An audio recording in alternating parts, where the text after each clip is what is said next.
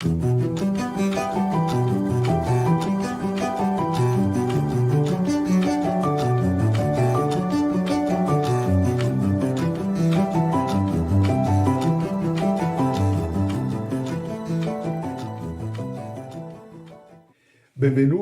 e benvenute a questo terzo appuntamento di approfondimento dell'etica islamica, un campo molto importante dal momento che, pensate, l'Islam giunge a definire la religione come comportamento. La frase in arabo è precisamente ad-din muamala, la religione è comportamento. Dunque questo significa che anche se non mancano i dogmi della fede, tuttavia tutta la parte che struttura l'ambito dei comportamenti, il fare, l'agire in famiglia, nella società, nel mondo, è di importanza straordinaria per l'Islam. E dunque occuparsi di etica islamica significa proprio entrare in qualche modo proprio nel cuore del sistema Islam.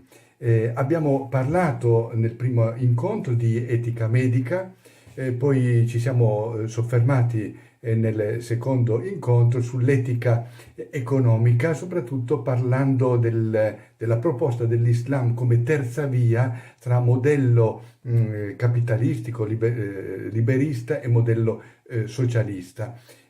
Una terza via che cerca di dare soluzione ai problemi e anche alle crisi aperte da entrambi questi modelli di stampo occidentale, appunto il capitalismo e il socialismo.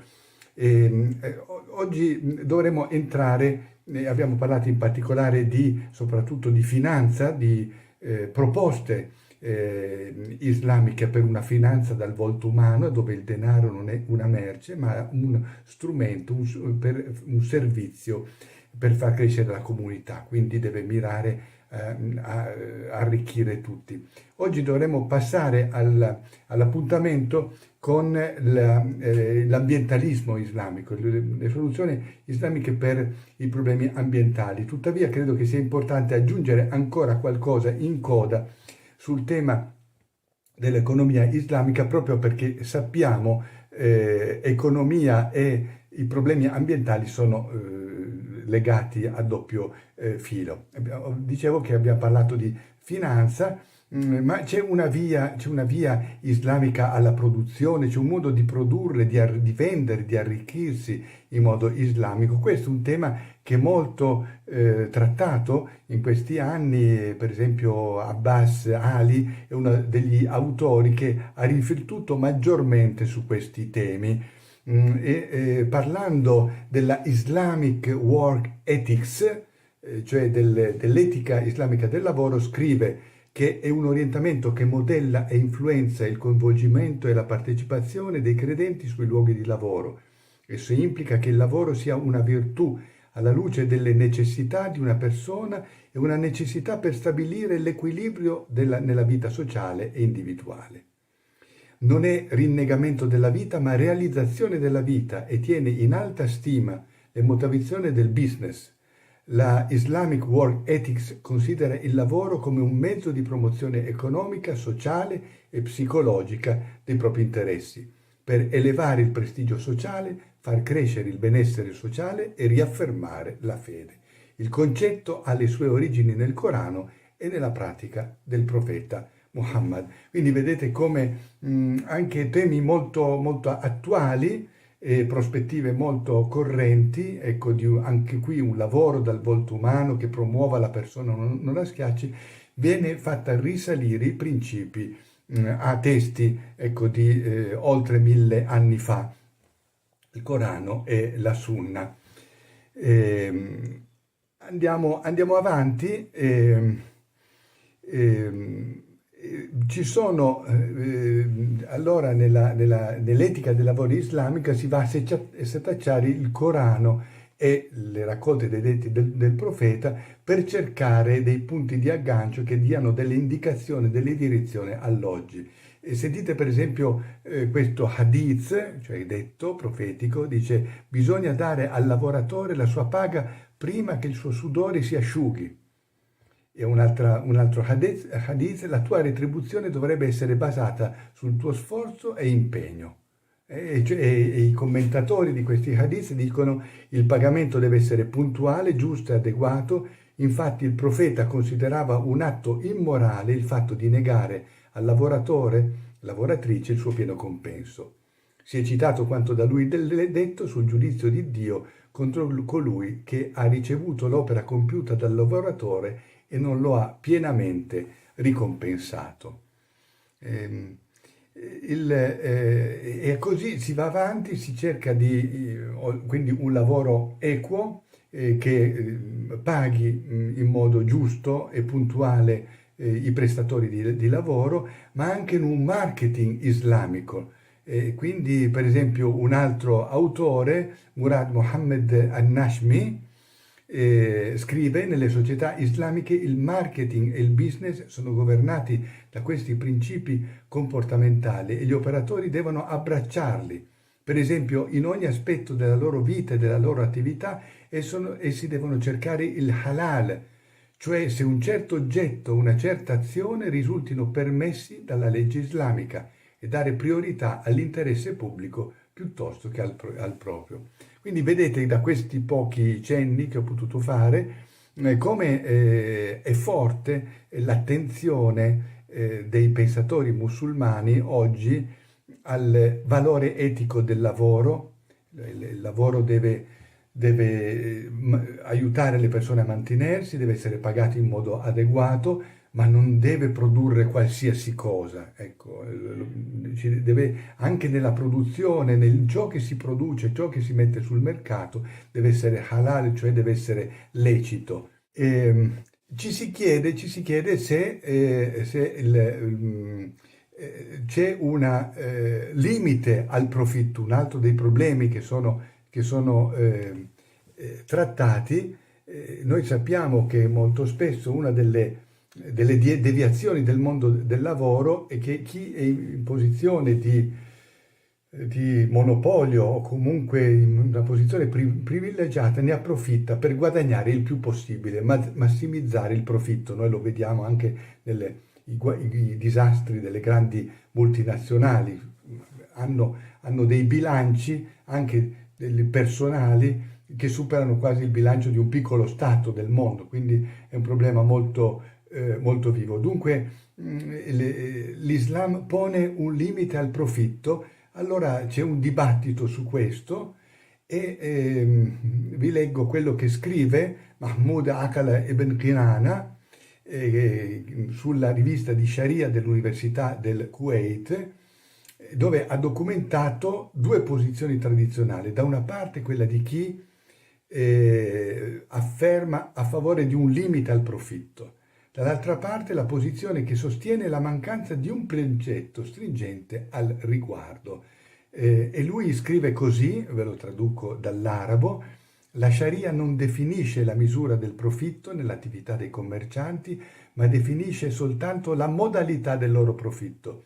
Questa modalità è sottoposta ai vincoli generali dei negozi, di cui è parte la generosità, il buon comportamento, l'assenza di frodi e imbrogli, la cura della condizione degli acquirenti contro l'avidità dei commercianti, senza però trascurare la prosperità del commerciante, il fatto che gli è stato dato potere su ciò che è suo. Cioè, in definitiva, si vuol dire che una politica, diciamo, di calmierizzazione dei prezzi non è realmente islamica, cioè si deve lasciare libero al mercato, però piuttosto mettendo in guardia, sollecitando, incoraggiando e spingendo anche da un punto di vista religioso chi vende a agire in modo equo. Questi sono alcuni, così molto brevemente, degli altri principi dell'etica economica islamica. Una delle cose per cui fa dire all'Islam: guardate che tutti i problemi che voi in Occidente o secondo i modelli occidentali incontrate e avete creato e sviluppate, noi abbiamo, da parte nostra ci sono delle soluzioni. Ma è reale questo? Quando noi vediamo i paesi a maggioranza musulmana, ecco, le grandi masse di poveri, i loro grandi problemi sociali, ecco, non è forse contraddittorio con quello, con i principi alti che sono stati qui esposti? Ascoltate cosa scrive Umar Chapra, pakistano saudita, uno degli economisti più conosciuti del mondo islamico, il quale non esita a gettare luce sulla distanza tra l'altro ideale islamico e la realtà. Scrive così, ve lo traduco dall'inglese: attualmente i paesi musulmani non riflettono questa visione dell'Islam. C'è povertà e disoccupazione, insieme a un alto livello di sfruttamento e immense diseguaglianze di reddito e benessere. Numerosi valori islamici sono generalmente violati, in particolare dalle elite politiche e dai ricchi e i potenti. In questo modo non è assicurato il benessere della maggior parte delle persone, in particolare i poveri e i vulnerabili, lasciando da parte la visione di diventare benedizione per tutto il genere umano, come prefigurato dal Corano. I musulmani hanno fallito l'obiettivo di diventare una benedizione persino per se stessi. Qual è la ragione di un risultato così deludente? Ecco, ho voluto chiudere insomma questo argomento sull'etica islamica facendo sentire una voce di un musulmano, di un grande economista musulmano di origine pakistano-saudita, ecco, che dice: un conto sono i principi, ma è la realtà e l'applicazione e il successo nel mondo islamico di questi principi che potrà dire al mondo: noi abbiamo la soluzione. E questo vale, la stessa cosa vale per l'argomento della crisi climatica, a cui adesso ci trasferiamo, che è legato, come ho detto, in modo strettissimo con la dimensione economica, finanziaria e produttiva. Sappiamo che il clima muore, il clima patisce per opera dell'uomo proprio per le attività produttive e per l'ipersfruttamento delle risorse. Allora, cosa dice l'Islam a questo proposito? Vorrei partire da una fatwa, cioè un responso giurisprudenziale molto interessante, che è stata prodotta dal Consiglio degli Ulema dell'Indonesia, grande, se non sbaglio, il più grande paese per numero di abitanti, il più grande paese musulmano. Una fatwa a favore degli rinoceronti, delle tigri, degli elefanti e degli animali selvatici. Leggiamo in questa fatwa, che è stata pubblicata nel 2019, si legge così: oggi ci sono molte specie in pericolo, come tigri, rinoceronti, elefanti, orango e altri tipi di mammiferi, uccelli e rettili, prossimi a estinguersi a causa dei comportamenti umani. L'uomo è creato da Dio come vicereggente sulla terra, che esegue il mandato ed è responsabile per la prosperità di tutte le creature. Tutti gli organismi viventi, incluse le specie in pericolo, sono creati da Dio al fine di mantenere un ecosistema bilanciato e sottoposto agli interessi di un benessere umano sostenibile. Di conseguenza, la specie umana deve proteggere e preservare l'equilibrio dell'ecosistema così che non patisca danno. Molto, molto bello, molto forte. Scusate, un errore, ho detto 2019, ma è stata pubblicata all'inizio del 2014.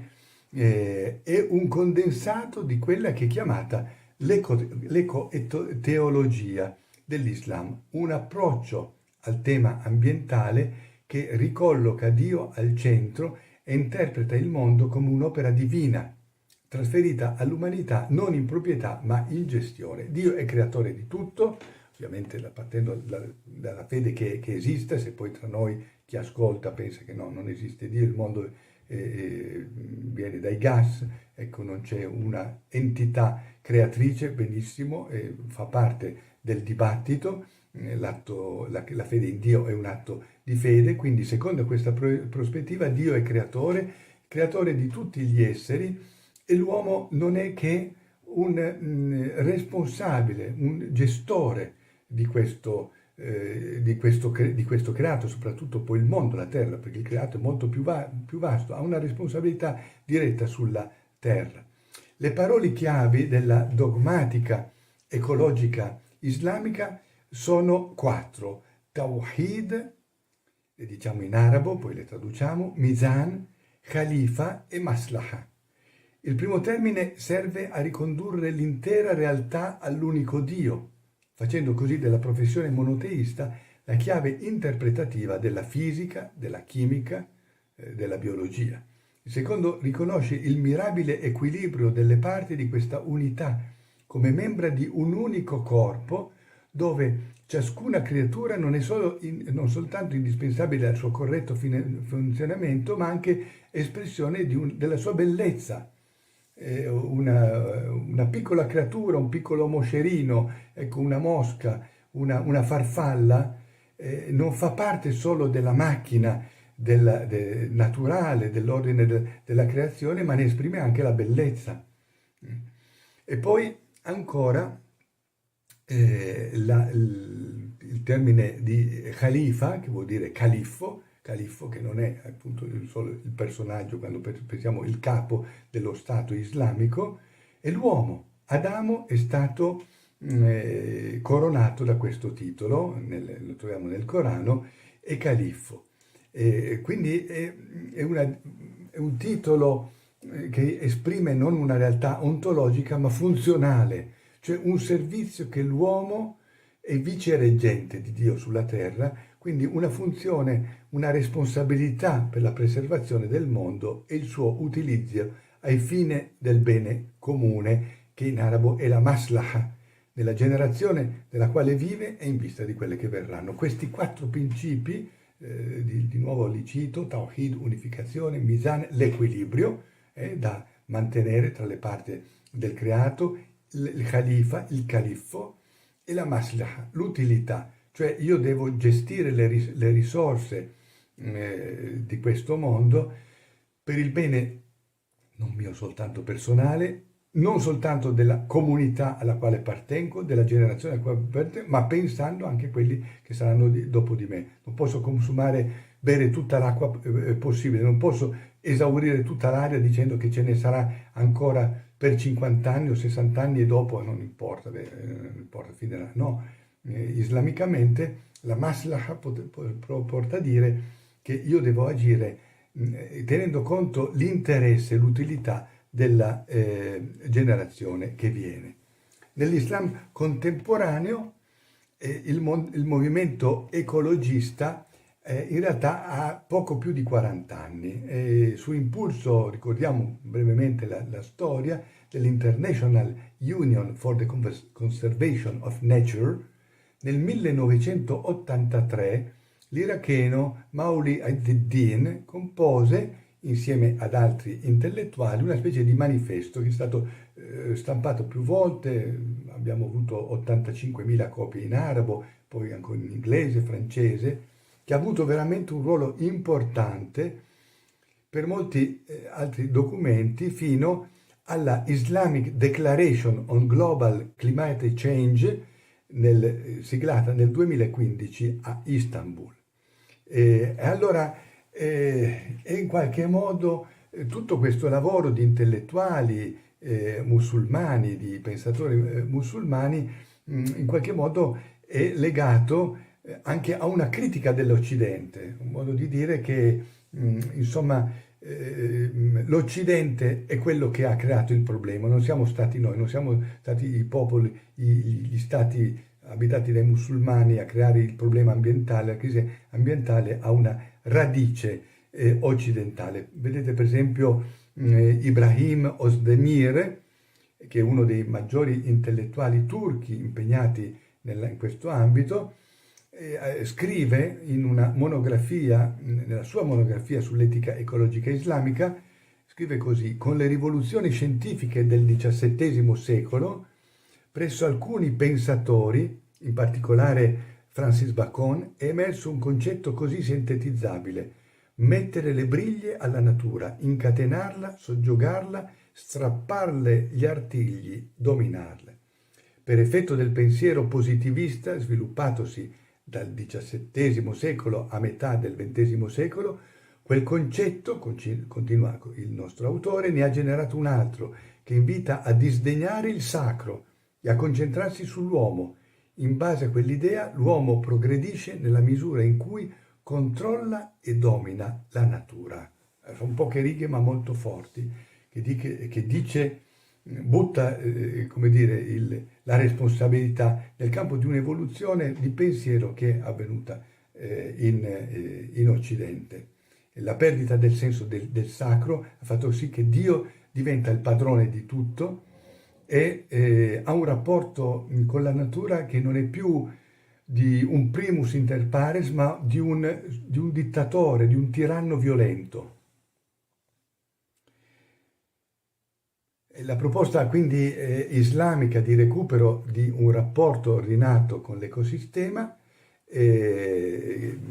ha bisogno però, per essere veramente islamico, di appoggiarsi alle fonti sacre, in particolare al Corano, e quindi questi autori setacciano il Corano cercando dei versetti che mostrino come Dio, secondo la loro fede, ha rivelato, ha già posto nel Corano 14 secoli fa l'idea della protezione dell'ambiente.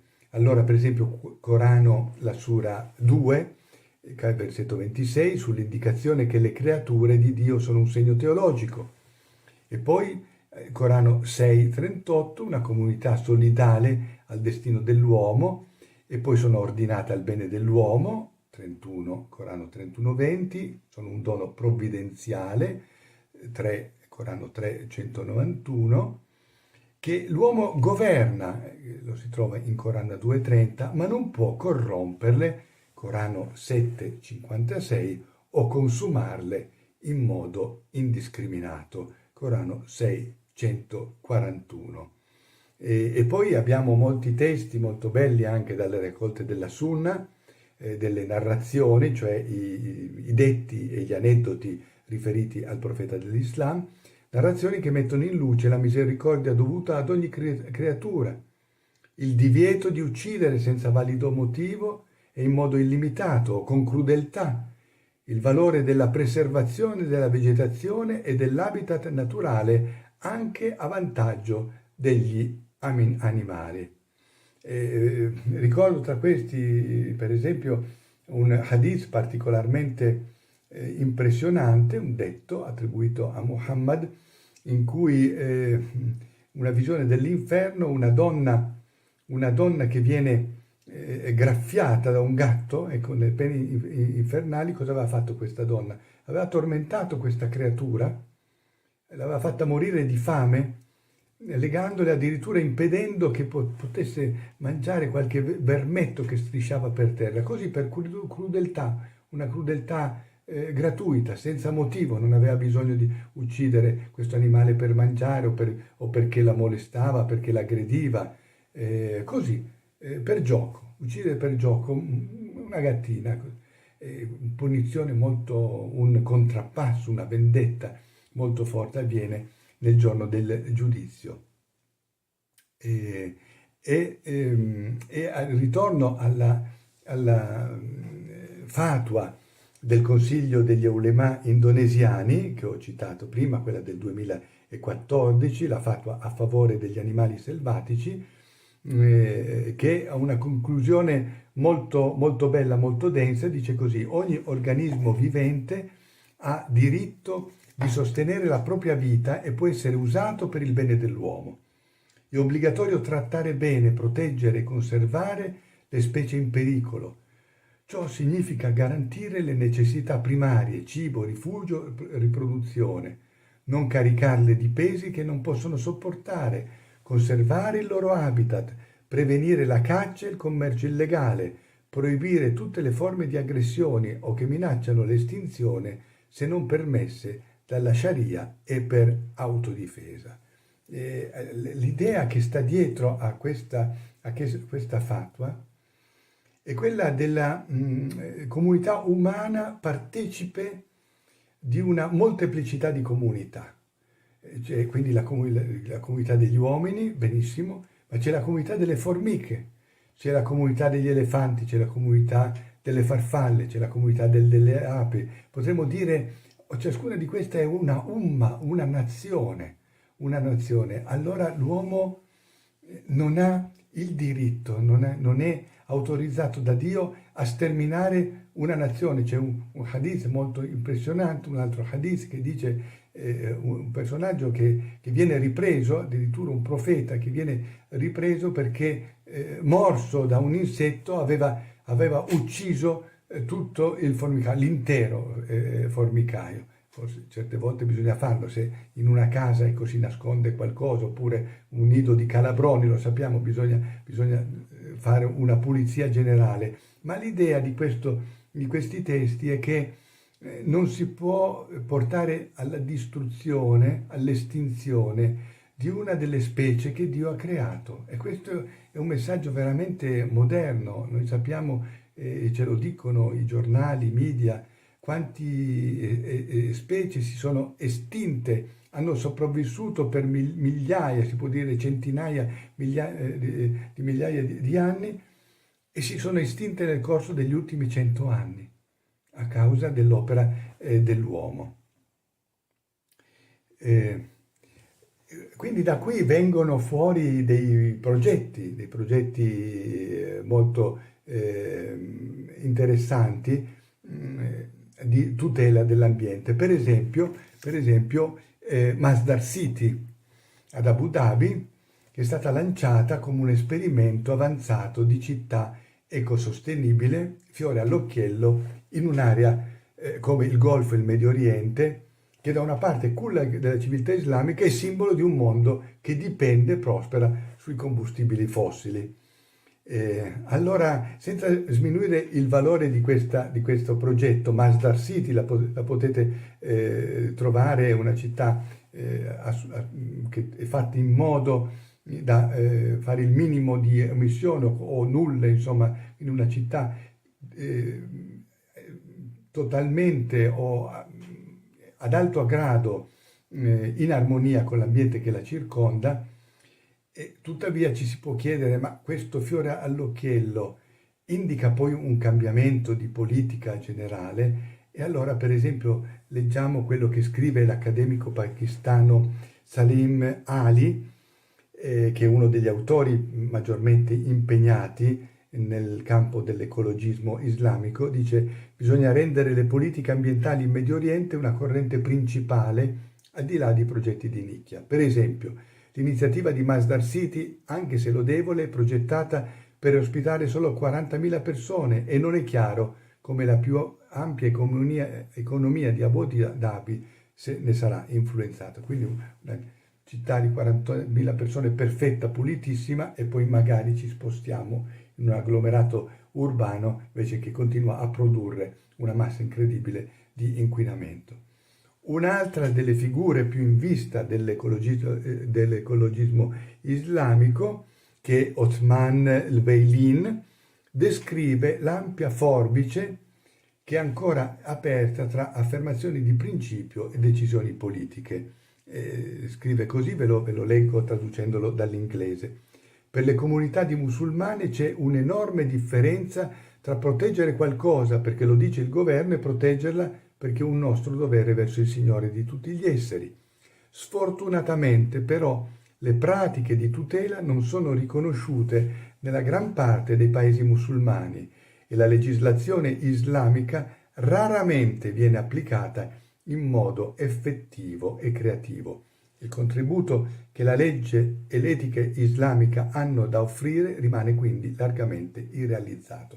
È un po' il problema che abbiamo visto parlando di economia islamica, di soluzione islamica alla crisi, a doppia crisi occidentale, dei modelli occidentali. Ci si può chiedere se, in quale misura, e se lo chiedono gli stessi pensatori musulmani, gli altri principi molto interessanti calano sul terreno. Ovviamente si può dire tutto il mondo paese, le stesse cose valgono in Occidente quando diciamo riduzione delle emissioni, eccetera, eccetera. Poi dal dire al fare, ecco, c'è di mezzo invece il guadagnare, si potrebbe dire, quindi tutta la macchina del lavoro che impedisce di arrivare a delle soluzioni concrete.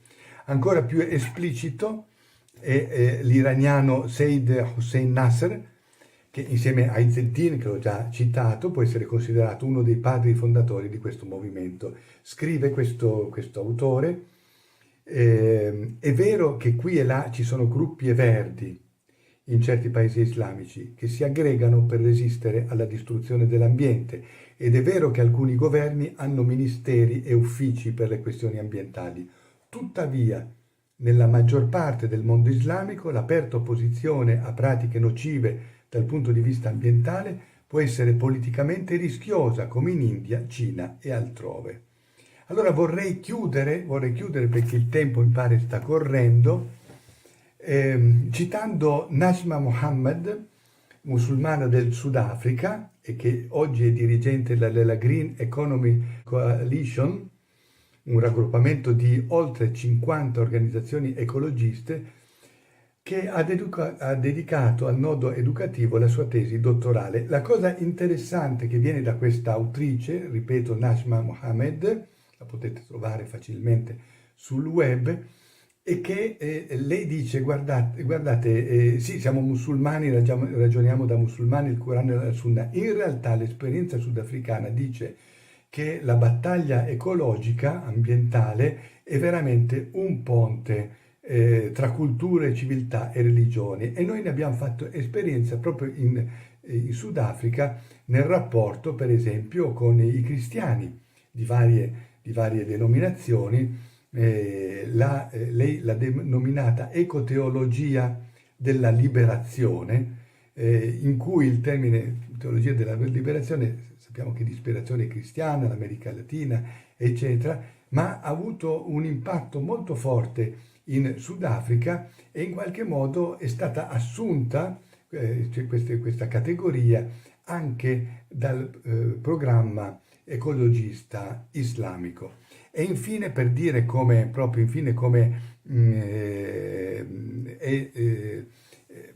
alla capacità del tema ecologico di unirci tra fede e culture diverse, devo citare ancora Ecopeace Middle East, che ha uffici in Israele, Palestina e Giordania.